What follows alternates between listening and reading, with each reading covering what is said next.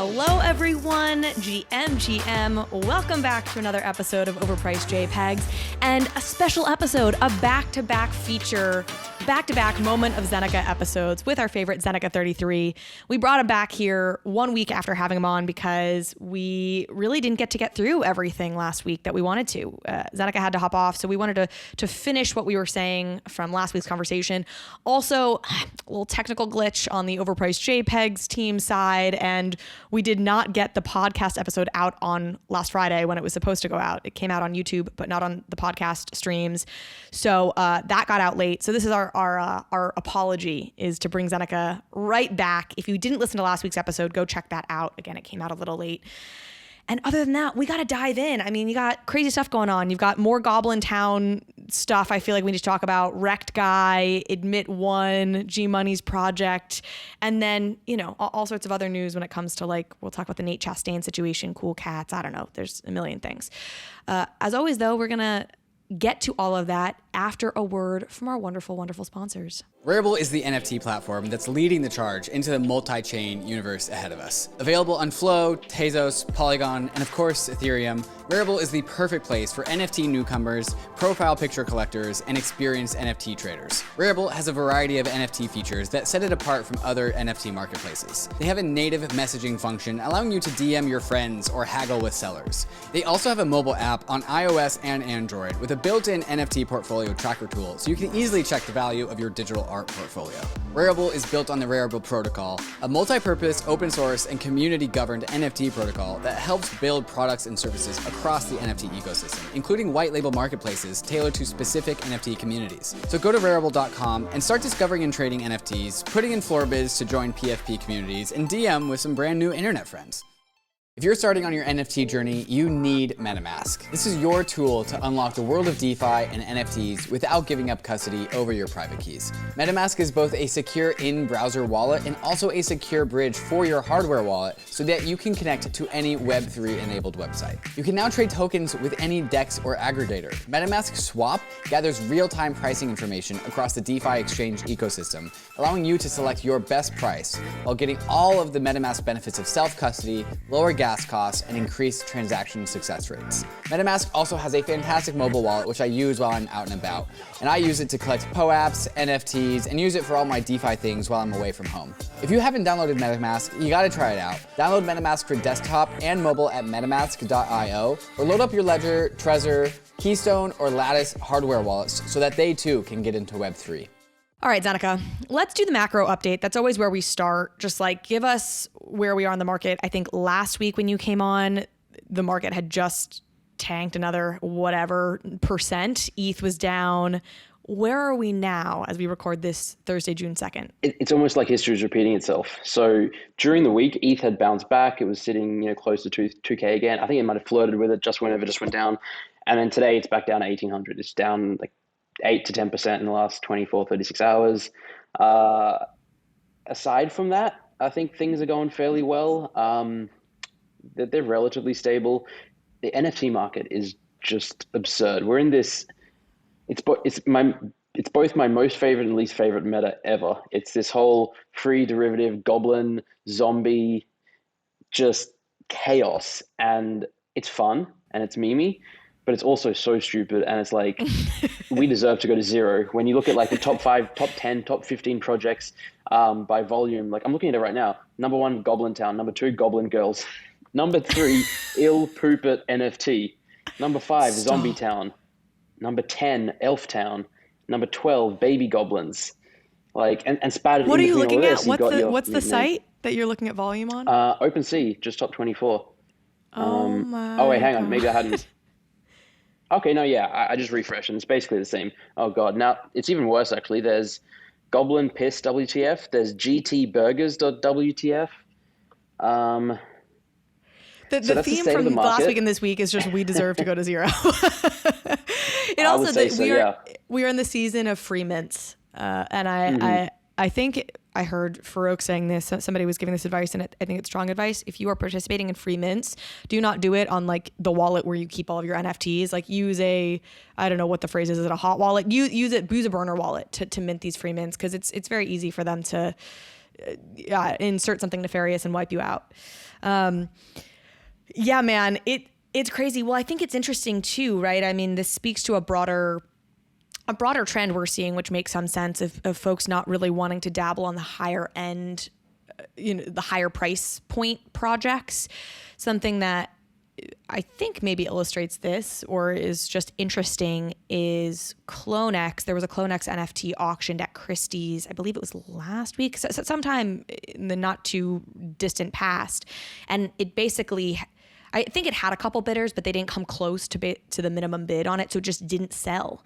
I don't know. Have you been tracking this story at all? I have not been tracking this particular one, but I think you're right that in general, blue chips have not been getting the attention that they used to.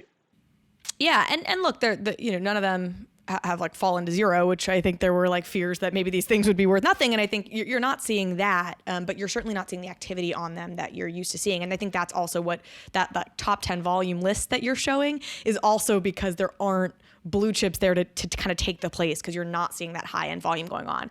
I think it is interesting that you had this auction was held at Christie's Hong Kong, and there were a number of pieces like traditional artworks that were going sort of above the minimum and had a lot of activity around them. But the only NFT I believe was CloneX, just like didn't even hit its minimum, didn't sell. I think people are just a little bit nervous about these newer asset classes and paying a lot of money for them right now. So it'll bounce back, of course, as a market, but that felt indicative of where we are in the space right now. For sure. I also think that people are becoming anti these big traditional auction houses, Christie's and Sotheby's.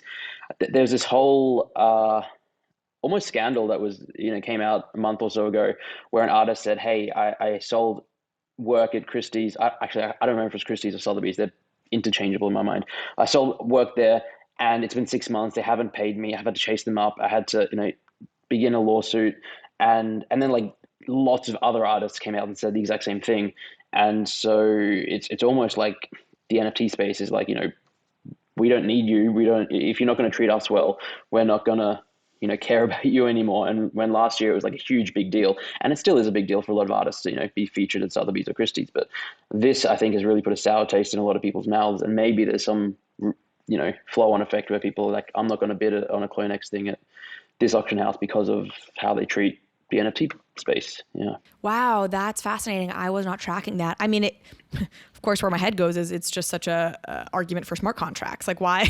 Yeah. Like this should just be an automated process transaction that goes through, run algorithmically, no hold up. Like, what's the problem? Like pay the artist. Yeah. It shouldn't take the other thing a manual process.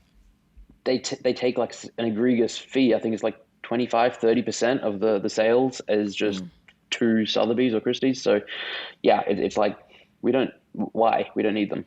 Yeah. Down with the middlemen. Very interesting.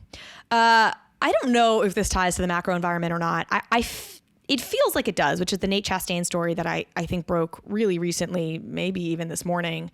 For those who don't remember, Nate was an employee at OpenSea. He was head of product, I believe. He was in charge of determining what NFT projects got featured on the OpenSea homepage.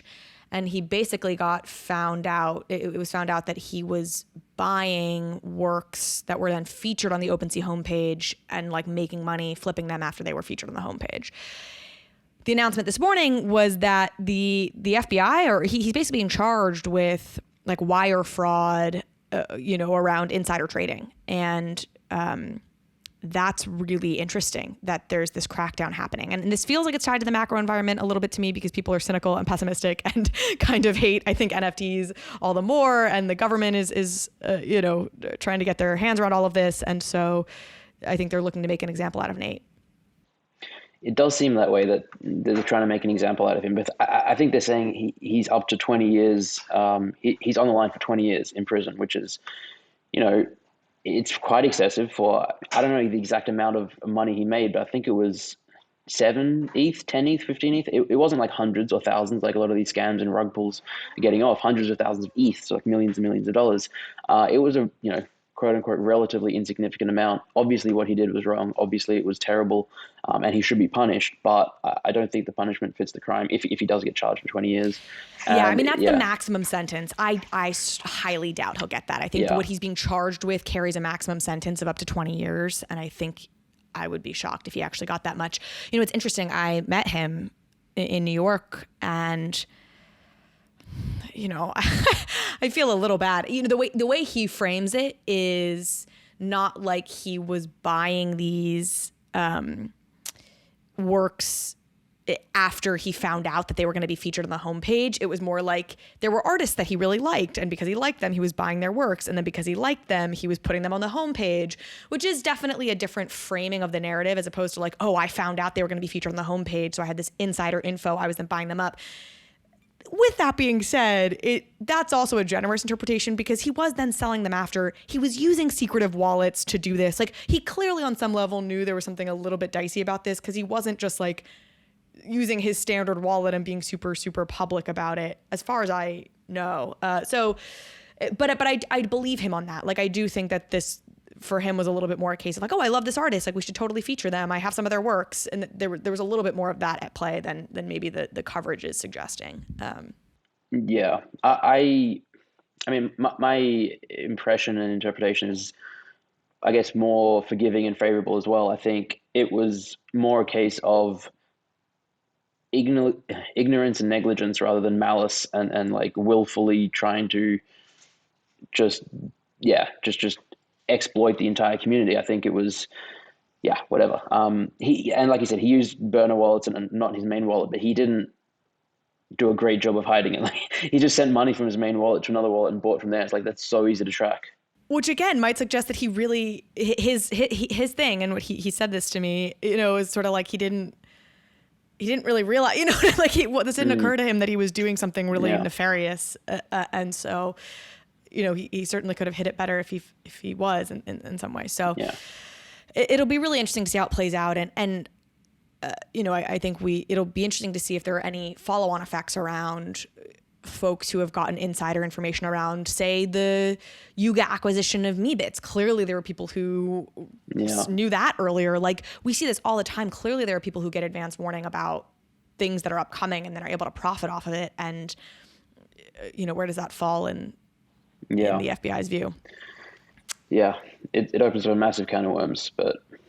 Yeah. I mean, I think about it even like, I would say this podcast, but I've done the opposite. Like, I've played it so poorly. I've typically failed to buy into like the pumps that have come after I've featured a project. So, which not even because I'm trying to be moral, just because I'm an idiot.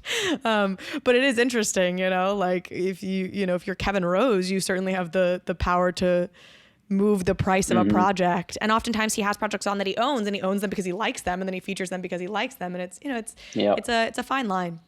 Okay, let's get into the hot projects. You obviously are listing the high volume projects there. I feel very little need to talk about all of the ones you mentioned. There's one. Maybe we just do the Goblintown update. I think when we were talking about Goblintown last week, it was at like, I don't know, 2.5 ETH, 3 ETH? What was it at? I think it was two and a bit, 2.45 or something like that. And you were selling then. I was did selling you keep selling, or did you hold a bunch? I sort of kept selling. I still have 19 or something like that. So I started with 60. Wait, you bought 60? How many did you buy again? 60 or 62, 63. And I sold 10 at 0.4, 10 at 0.5, and then the rest I've been slowly selling. But what did you buy them at? 0.03 to 0.05.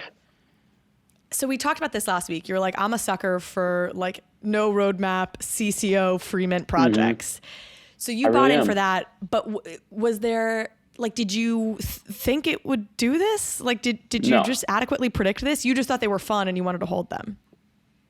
I thought that there was a chance that they would take off and you know, the meme narrative would run with it. But obviously I sold 10 at 0.4, 10 at 0.5. I thought that, you know, that we were in a bear market. I didn't necessarily expect it to come anywhere near where it is right now, but there was something to it. It wasn't just the CC0, no roadmap, and free mint. That's great. The art and website was well made.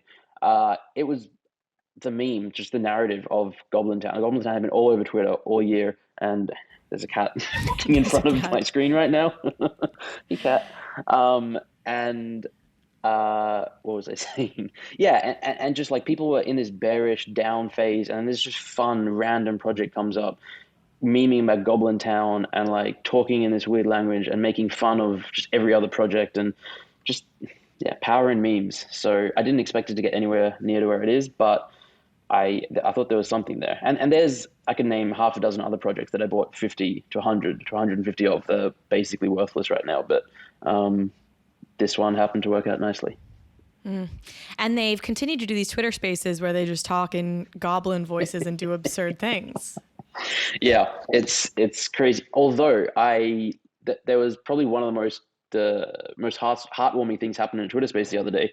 It was a Goblintown space, and I can't remember the exact situation, or like the exact details of the story, but they were talking in the real Goblintown annoying thing in the background music, and then someone came on up, and he tried to talk normally, and initially they were like continuing in their voice, but you could tell that he was on the verge of tears, and he was just in a really bad way, and he was talking about how he had goblins and sold them, or I think he might have got scammed out of his one goblin, and it was just like in tears. And one of the team members or one of the people on the call ended up sending him a goblin, and it was just this really warm thing. But then it went on for like half an hour more, where this person was just sort of pouring his heart and soul out. He's like, this was the straw that broke the camel's back. I've been in this space for so long. Things haven't been going well for me. Life is bad. And he was just getting this outpouring of support. That they turned off the goblin music. They started talking with real human voices. And it was just this really heartwarming moment. And there must have been thousands or tens of thousands of people that ended up listening to it. And it was just like a reminder that, we can be DJs, we can be memeing and just like doing stupid shit. But at the end of the day, we're all humans and we care for each other, at least in this space it did. And I thought that was really, really special. That's beautiful. Where do you think this goes? I mean, I love that. It does seem like there's a strong community. People have been making the Bored Ape comparison, saying in the early days of Bored Apes, people would make like ape noises in Clubhouse. And do you have predictions at this point? Like the team, I think, probably didn't anticipate this and now must be looking at this going, well, should we do something here? Mm-hmm. It's basically impossible to predict. It's who knows. No one could have predicted Yuga and the Bored Apes. There are a lot of similarities, like an eerie number, which doesn't to me make me think that it's Yuga behind it. A lot of people have this speculation. I don't think it's Yuga. Oh, I don't at all. But yeah, but it is an anonymous team, and Bored Apes was by an anonymous team at the time. We just knew some Twitter profiles with some avatars. It did sort of come at a time, like Bored Apes launched when people were kind of getting fed up with the market. There were all these FOMO ramps and bonding curves, and it was just like not a fun state for quote unquote regular folk or like people who didn't have a lot of money. It was like the crypto punks, it was very elite, and then Meebits, and like it was just seemed like the rich kept getting richer. And then they came out and sort of like flattened the playing field, and all of these new people who didn't have access to these premium NFTs now just banded together and formed a community of just this new cohort in the space, having fun and just degenning and having memes and creating derivatives and being all over Twitter. Like all you could hear about on Twitter for weeks and weeks were apes back then. A lot of similarities now. It's like the Goblins launched at a time when the market was down. People were fed up of the rich getting richer, and Yuga just if you had an ape, you got a mutant, and you got a dog, and you got other side. And a lot of people tried to mint other side, and they couldn't. They failed. They lost money. ApeCoin went down. People were just sort of fed up of these S tier projects, and then all of a sudden this free project comes out, Stealth Mint. It doesn't really seem like. Yeah, it just seems organic. Like no one really knows who's behind it, or other than just their personas on Twitter and the characters that they're playing, and people are having fun more than anything. I think that's like the key thing to the success of the Goblintown project is that people are having fun with it. And I think for a long time, people had forgotten how to have fun, or they just didn't even realize you could have fun with NFTs because it was all about making money. And then now people are having fun. So who knows where we go So here? the team from hasn't here, given any indication in their goblin speak that they're doing anything. Is that true? I heard there's some talk about burgers. Like there's a McDonald's hat NFTs and there's some burger, like genuine burger derivative. I saw like one piece of artwork of like a well-drawn burger. I don't know what they're doing with it. But yeah, I haven't heard like a roadmap or anything. I mean, yeah, there's nothing like that I've heard of. Matt Medved tweeted out, do goblins have Bored Ape vibes or loot vibes? I have a perspective on this, but I'm curious if you have a perspective before I give mine. Bored Ape vibes for sure is my perspective. I think loot I was would very go loot. much interesting. Let's battle it out. Give me your rationale. Loot to me was, it was a stealth launch. It was a free mint, et cetera, et cetera. But the people who sort of gravitated towards loot and fell in love with it and formed the core community, to me, were like more sophisticated trade. It was people who understand Solidity. They were like coding things, forming a little mini DAOs and trying to create like products and build out this universe from the ground up, this derivative project. Whereas Bored Apes was sort of more casual retail investors who were just having fun and memeing on Twitter rather than writing code and interacting with smart contracts, which is what Loot was. But I'm curious to know what your thing is. Yeah. You took it from the community side and I'm thinking about it from the team side. So I'll tell you where my head goes is Bored Apes, and I could be wrong about this and you can correct me, but there was a level of intentionality, it felt like, around Bored Apes. While yes, there was an organic, the community went and ran with it and you're talking ape speak in the thing, like they had a Discord. They quickly had a graffiti thing. They had the yacht club where you could go and write your name, where they were like, we're going to test the bounds of utility with this. They clearly cultivated and continued to cultivate community, saying, hey, we're going to throw Ape Fest, which came much later, obviously. But like they were very involved and felt to me like a team that, yes, not docs, just all these things, but like was trying to build something. Loot felt like, it's Dom Hoffman and others, but like, hey, look, we're kind of screwing around. It's a free mint. Don't expect anything from us. Like we're throwing this out there. Y'all with the community can run through it, CCO, whatever you make of it, you make of it. We don't necessarily want the responsibility to build anything here.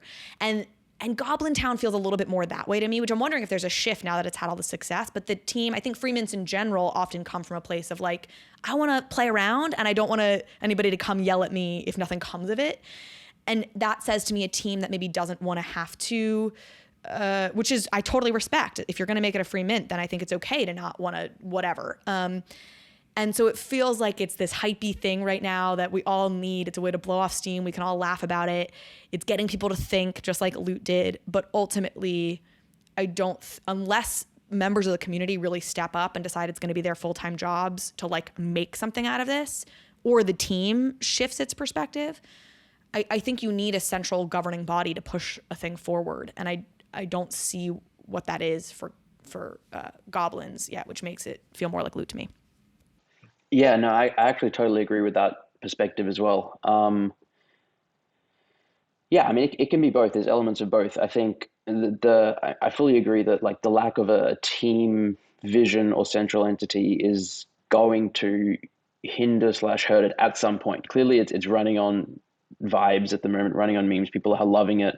It's all over the space, but I'm certainly of the mindset that I don't think it can quote unquote keep going until the team reveals themselves, or like they don't have to like docs. We don't have to know their identities necessarily. I think maybe we do because of Azuki and just that whole can of worms, but reveals their intentions, reveals their experience, reveals something, and reveals an intention to do more than what they've done so far, because everything about the project up to this point has said we don't have an intention to do more, right? Like you love the CCO, no roadmap, free mint thing, which I think is really cool too. But all of that to me says, hey, we as a team like don't want to be on the hook to do anything, which again, I think is totally cool. Let it be what it is. But it says that to me. And I just don't know how the price action remains what it's been with that being the case. And as the mood eventually someday shifts in the space. Yeah, to something else. I wonder, I mean, what if it's the same team? What if it's Zagabond? What if it's someone who runs projects and scams people? Like that's just going to destroy it, right? So maybe they don't want to come out because of that. Although I don't Yeah, know, what's I don't Azuki think at? it It's is at like 12 Vagabond, these days. right? Yeah, the community sort of. Yeah, this whole space is crazy. This whole And space which is again, I crazy. get it. I actually think Zagabond's talented. And I think Yeah, that whoever's doing Goblintown is talented. They've created like a very clear vibe. yeah.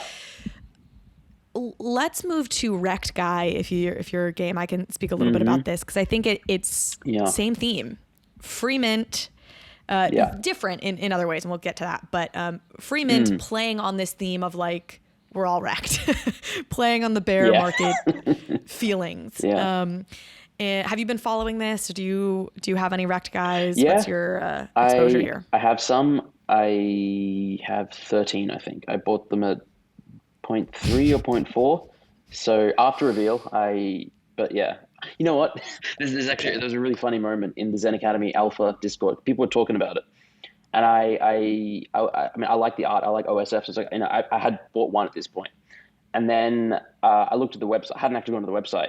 And I saw CC0 and no roadmap. I was like, all right. I We're said at it BRB, again. and then I just swept 12. Yeah, they got me. They got me. They got you. Well, let me give the context here. So OSF, Zeneca, you just said that he's the artist behind it. He's been in the space for a while. I think he's gotten a lot of respect. I know I respect him. He's big in like Farouk's universe. He did a long post a while back about Rug Radio and why he was bullish on Rug Radio. He's done, I know, threads I've seen in the past about Bored Apes and analyses there. I feel like he's really done a great job as an artist of like also being a community builder and really ingratiating himself in the space. I hear him on spaces, not infrequently. And I didn't really know, but it sounds like, he had done some projects in the past. He'd done one that was regens. He'd done like a degens regens project that I think Degens, you could burn to get regens. Yeah. okay, yeah, that's what it was. And it had sort of tanked price-wise for a little while, and then they really just kept working at it, resuscitated it. Like, it seems like he and his team have really just been grinding in the space, and then released this as a free mint. Really didn't have expectations. I was hearing OSF give this story, like, wasn't expecting anything, was just trying to reward holders and whatever. And then he was off at like a bachelor party. I guess he's UK based, and then somebody texted him to say that Snoop Dogg had bought one of the wrecked guys, and he like was like drinking and like gets this text, and then the next thing he knows, Snoop Dogg's like profile picture I think was like a wrecked guy, and then it sort of went crazy from there. And it makes me happy because I think it's a deserved success from somebody who's been in the space for a while, been putting out work in the space for a while, has had ups and downs, and is now both himself and then also his collectors and holders are really getting rewarded with the project pumping a bit. I think it's about like 0.6 now. I think it's come down a little bit from maybe where its high was, but still, and I like the art. It's very, X copy inspired. Mm-hmm. Glitch art. Yeah. No, I agree completely. I'm really happy for him. Just a builder in the space, someone who's been around, an artist who creates one-of-one art editions, a lot of just prolific, I would say, prolific artist, prolific builder, really smart investor, went really big and heavy on Bored Apes and Yuga, really early on or relatively early on. And yeah, just is a person who has like compassion and foresight and intention and intelligence. He's written a really good I don't know if he's written multiple threads or I'm just remembering him like referencing the same thread, but sort of about during a bear market, reallocating your portfolio into things that you have high conviction in. And it's about, to paraphrase the thread from what I can remember of it, he's like, step away from your computer, go for a walk, come back, get a stack of paper, and a pen, and write down your portfolio. Don't use OpenSea, don't scroll, just from what you can remember. And then if you have to check. And then go through and mark everything in your portfolio or every collection that you have between, do you have high conviction in this project, medium conviction, and low conviction? And just start selling off and consolidating the things you have low conviction in. And even if you have to sell at a loss, even if, market's bad, if you don't have much conviction in it, they're just going to cause you anguish and agony. And this is something I've spoken about as well. It's like, if you have high conviction in a project, you can hold through a bear market, you can hold for the long term. It's when when you're invested and overextended into projects that you don't really have conviction in, you YOLO'd in, and now too much of your portfolio is on the line. That's when you start to panic and feel that sinking heart. And yeah, I mean, he's just really clever, really hardworking and building. As for the mint being a free mint, it was free, but it was very heavily allocated to those who had bought his previous project. So he's really rewarding his supporters. And I think there might have been like 1,000 or 1,500 raffled off to the public. But yeah, it was degens, regens, his one of ones, his additions, creating value, and just doing everything right. Web3, I think. Yeah, absolutely. Yeah, it's a great Web3 story, and I'm sure this is not the end of it, because he'll be building in the space for years to come, I think. No. So very cool. Admit One. Have you been following Admit One, the GMoney drop? A little bit. Another free one. 'Tis the season, yeah, like you said. Yeah, I followed it a little bit. I saw that it was a thing that was coming out. I think GMoney released the website and the mint list like a day or two before people could start minting. There's a manifesto. It's very proof-esque. A lot of people are comparing it's 1,000-person private Discord, except free mint, so not proof, raise a lot of money first. And the idea, again, was largely rewarding early supporters and people that had followed him. And like he's been running events and giving out POAPs for, I don't know, a year plus maybe. And to people who like turn up to his Twitter spaces, people to meet him, to turn up to, I don't know if it was like a treasure hunt or something he did in person that, he rewarded people if you went to all 3 events, stuff like that. Yeah, and just gave back to his community and created this private Discord. And obviously he's been very successful in the space in other areas as well, was part of the Adidas into the metaverse, a whole drop situation, and has done many other things. But yeah, so by nature of his reputation and the people that he put together for this private group, the floor price pretty quickly went up to like 18 ETH or something. I mean, like 4 and then 9 and then 18. Now it's back to a little bit, but yeah. His journey's really interesting too. I've been on a call with him one time where he really just talked about like his background growing up in New York. And then like, I think he's like a degen at heart, right? He started as a trader in, Web 2 markets and then got into crypto and now NFTs. And something that struck me, I think 59%, he really curated the list of this 1,000-member community, to your point, like people who had been with him from the early days, people that he, admires, whatever. And I think 59% of the holders are women. And he was like very intentional about curating a community that would like have a lot of, women and diversity in it. And I know it's something that he just like genuinely feels, which is great coming from somebody who like is such a leader in the space. And it reminds me of you. Like, I think people who just coming by this belief in that very genuinely. So I actually think I'm interviewing him on Monday. So in like a few days. So we'll hopefully release that quickly so y'all can learn more. Cause I think he's got a marketplace tied in to this and he's got like a whole ecosystem he's building out. Your point about proof, I think is on point. So we will hopefully have more information about it coming out here on Overpriced JPEGs in very short order. I went to Puerto Rico, as folks know, and very soon I'm going to be having some special content coming out about my trip to Puerto Rico and the ecosystem there. And G is currently based in Puerto Rico, and he had organized a conference called Metaverso there, which was really a charity event, but it was also helping to onboard a lot of Puerto Rican artists into NFTs and show them like how it works and auction their work off as NFTs. And when I was there and speaking to the NFT crypto community in Puerto Rico, that event came up a number of times from artists who were like, this was so life-changing because that was really where I got started in NFTs and now I've had this success in it or whatever. So he does a lot of like giving back, and I really admire him. I think he's a good guy. Okay. Let's see. Gosh, so many things always. Ooh, something I'm excited about. ApeCoin announced they'd be moving to IMX. I think there was a lot of, did you see this? I'm seeing your face. I did not. I saw it on your list and I'm in Dubai, I'm filming a course and I'm just like living under a rock. So I see goblins and goblin derivatives and that's my exposure to the space. So tell me.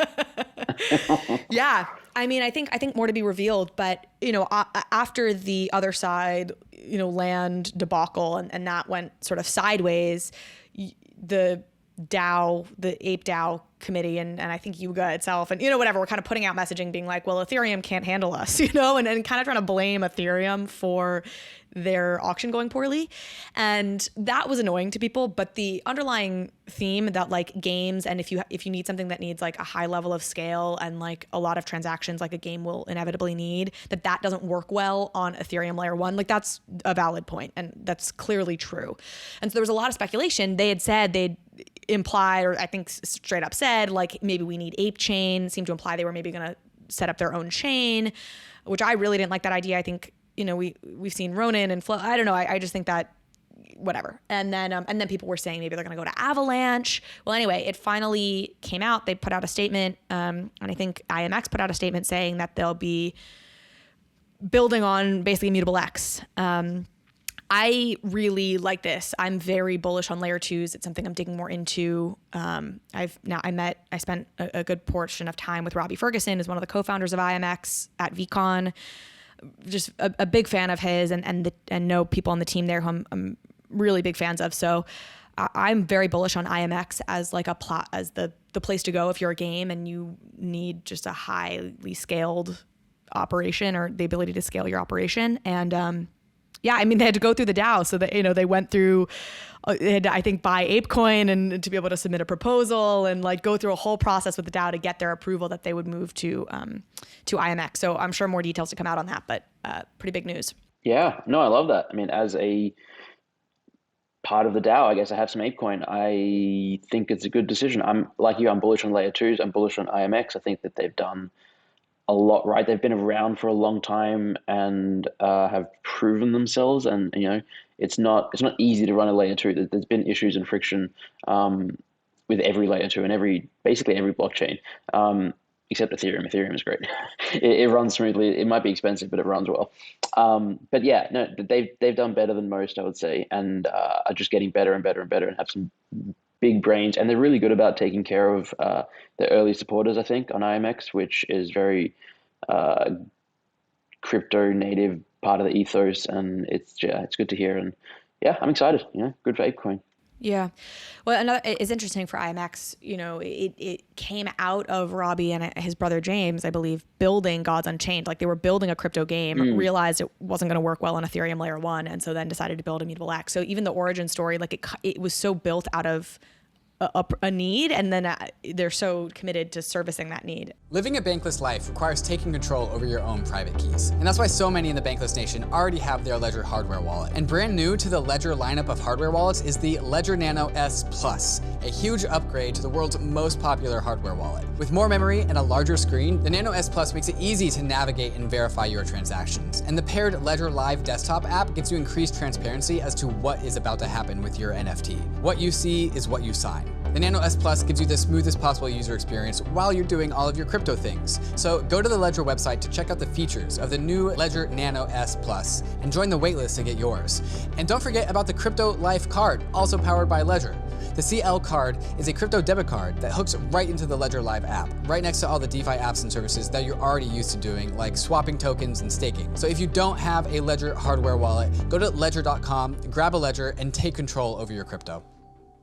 It's increasingly obvious that everything will become tokenized, and NFT marketplaces needs robust financial reporting, performance analysis, and the peace of mind that they are compliance ready. GILDED's NFT Ops is a one-stop financial reporting solution for growing NFT platforms. GILDED has developed marketplace-specific modules to track the financial performance of NFT creators, including revenue tracking, collection metrics, royalty payments, and revenue share. Customers of NFT Ops gain full access to accounting tools and powerful APIs for custom integrations that simplify operations, streamline reporting, and produce tax-ready data. So no wonder why so many top brands like CoinMarketCap, Gitcoin, Nifty's, and POAP trust GILDED to automate complex reporting workflows. Visit gilded.finance/bankless to learn more.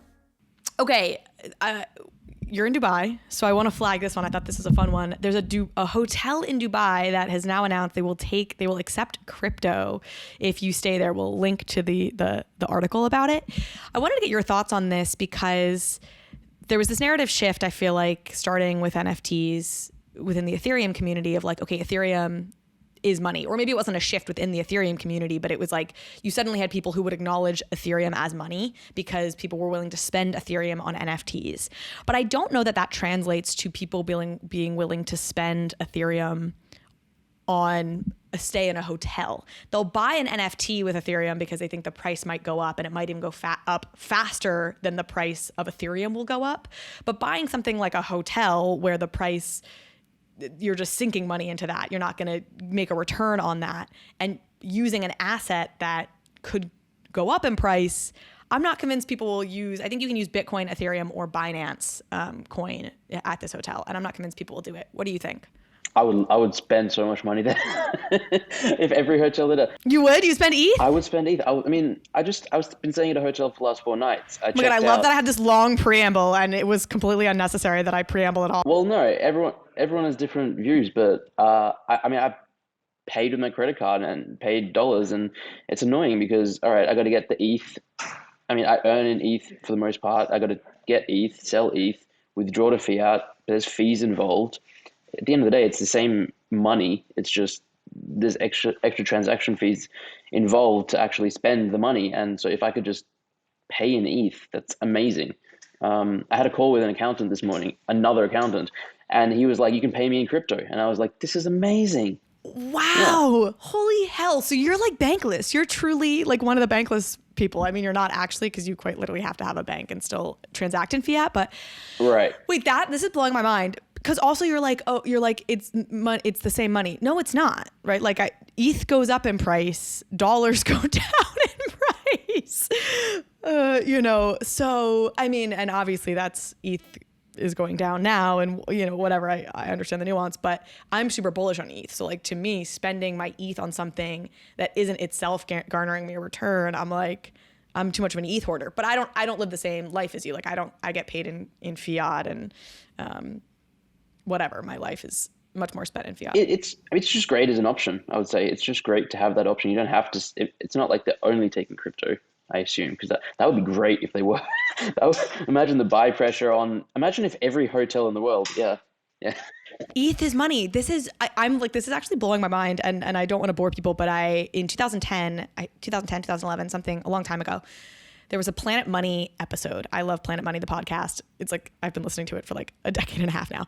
And they did an episode about Bitcoin, and they made this bet about like, would anybody spend Bitcoin in the future? Because why would you spend money on an asset that like is scarce and actually going up in value? And I've always sort of held that view since listening to that episode, that like fundamentally people don't want to spend crypto on real world items, and that doesn't, to me, negate the value of it in all sorts of other ways. And we'll transact in stable coins and whatever, but that these underlying assets themselves, ETH, Bitcoin, I sort of see more like gold. Anyway, love to hear this. Very cool. You would spend your ETH on this hotel in Dubai.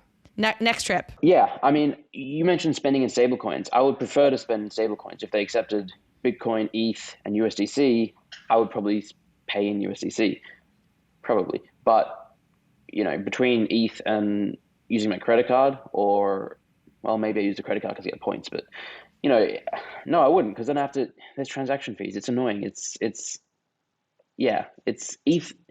ETH is amazing. Like I already think of things in ETH. You buy something and you're gonna buy a new laptop and it's like $1,000. You're like, that's so expensive. I was gonna say it's 0.25 ETH. Those days are over. It's 0.5 ETH. It's still like it's 0.5 is so much less than 1,000. So new world. Yeah. Okay. One of the topics we didn't get to last week, but wanted to talk about is OpenSea launching their new marketplace protocol called Seaport. One of the big kind of changes here, it allows you to trade NFTs in new ways. You can now like bundle assets to create a trade. So you can say, hey, I want to give you a doodle and X amount of ETH in exchange for your Bored Ape. And so it just allows for more dynamic trading. Do you trade like that? Is that something I feel like you probably do those kinds of trades, right? You're truly D-Jenny. I don't really.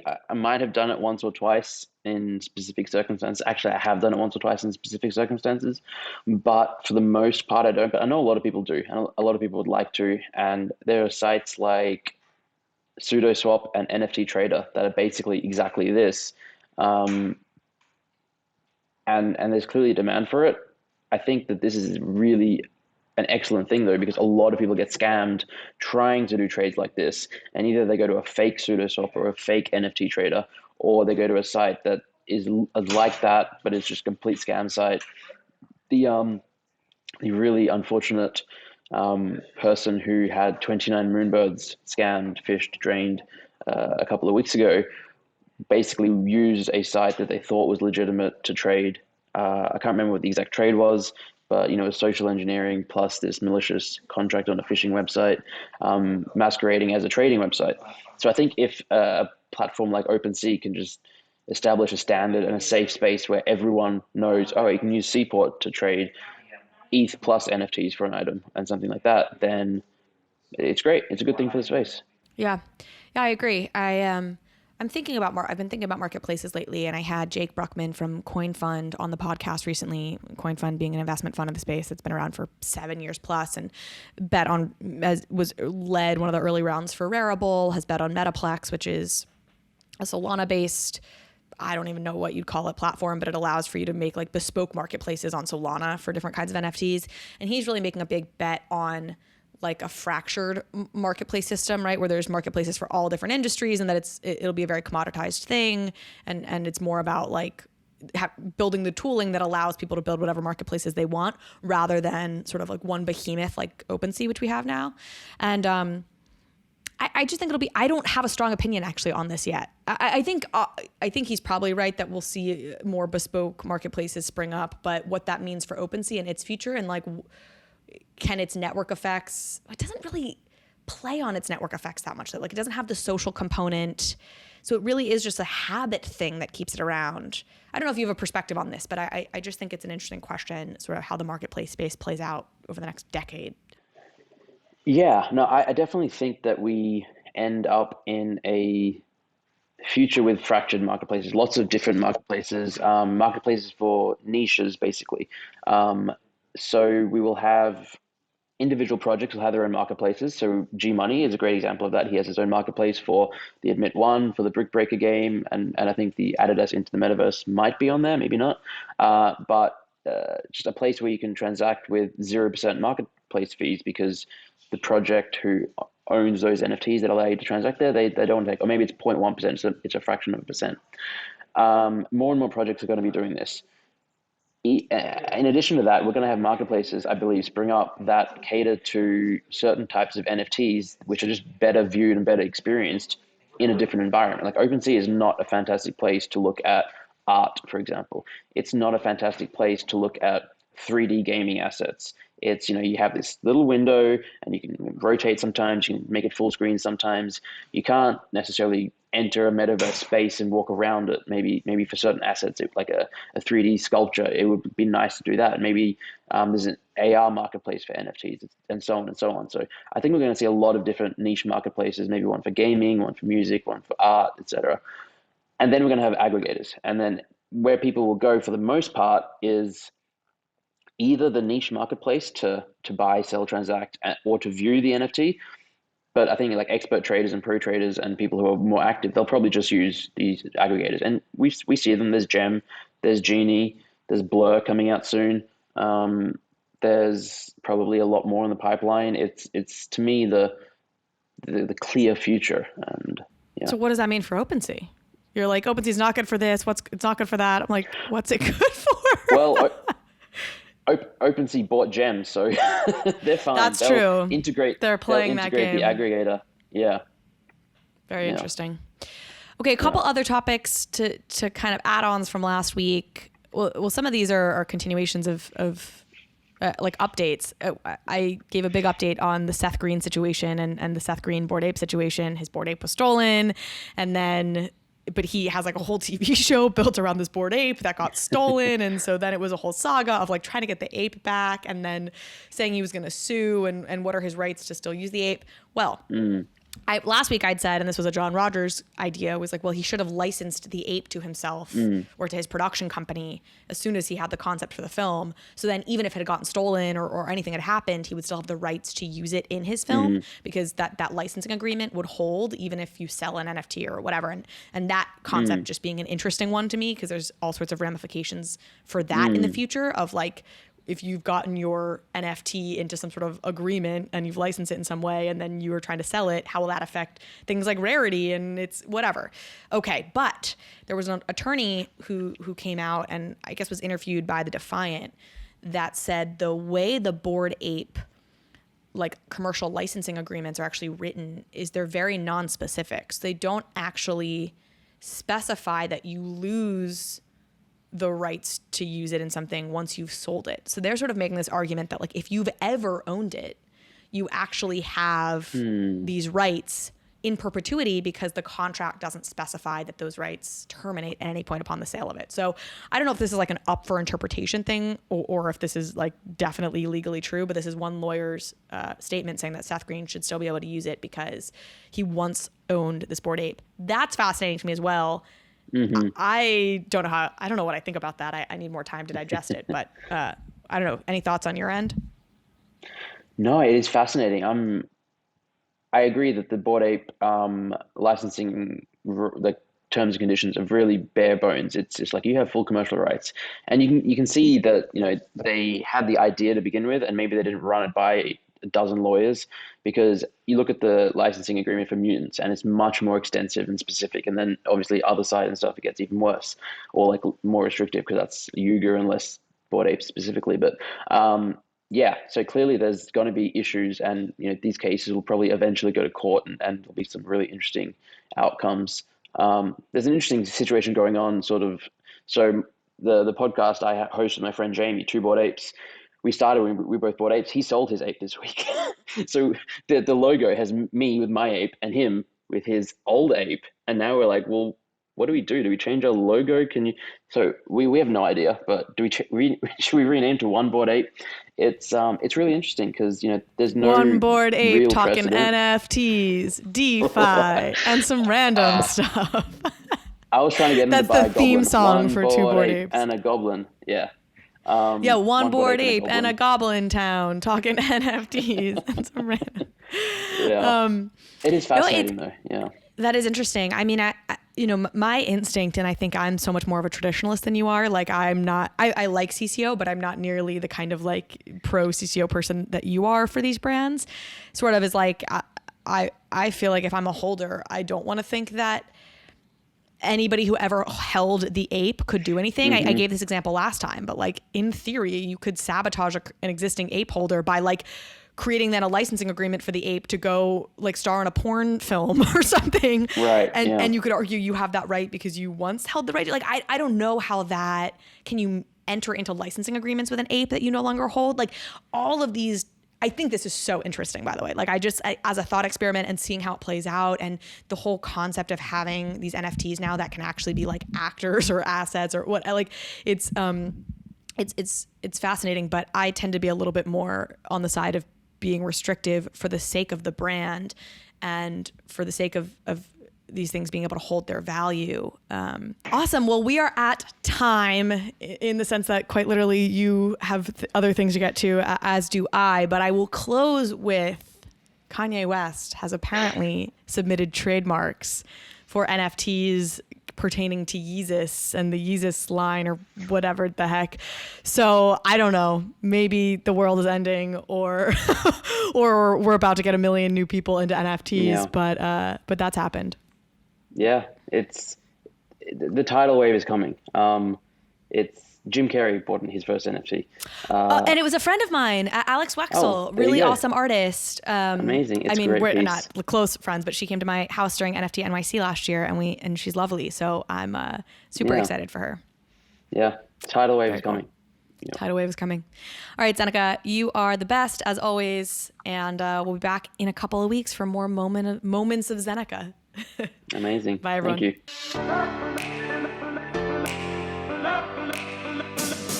Thank you so much for watching this episode of Overpriced JPEGs. If you liked this conversation, if you liked this episode, please go ahead and hit subscribe.